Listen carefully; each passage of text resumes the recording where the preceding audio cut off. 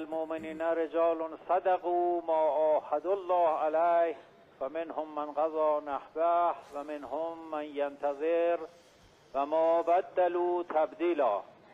شهادت تعدادی از فرماندهان، دانشمندان و مردم عزیز ایران رو به محضر آقا امام زمان، مقام معظم رهبری و ملت بزرگ ایران تسلیت و تبریک عرض میکنم.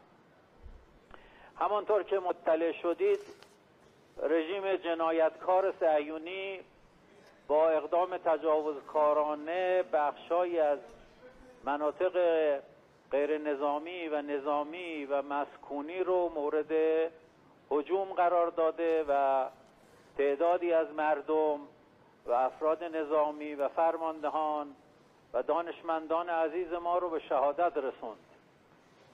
خوی وحشیانه و سبوعیت رژیم صهیونیستی و حامیان او چیزی نیست که دنیا از آن مطلع نشده باشد.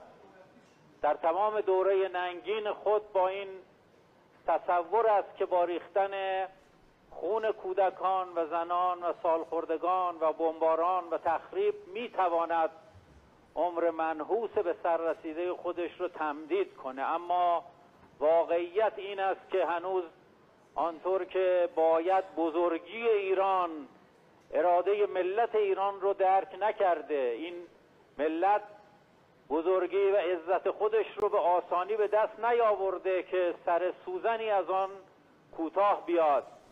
رژیم صهیونیستی حقیرتر از اون است که بتواند کوچکترین خللی در اراده ملت بزرگ ایران ایجاد کند. مردم عزیز ما مطمئن باشند که پرچمی رو که همرزمان شهید من در دست داشتند هرگز به زمین نخواهد افتاد.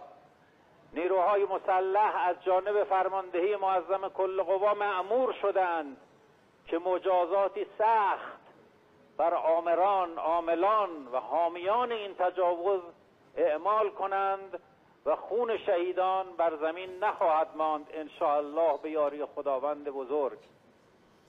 خیلی متشکرم از شما امیر.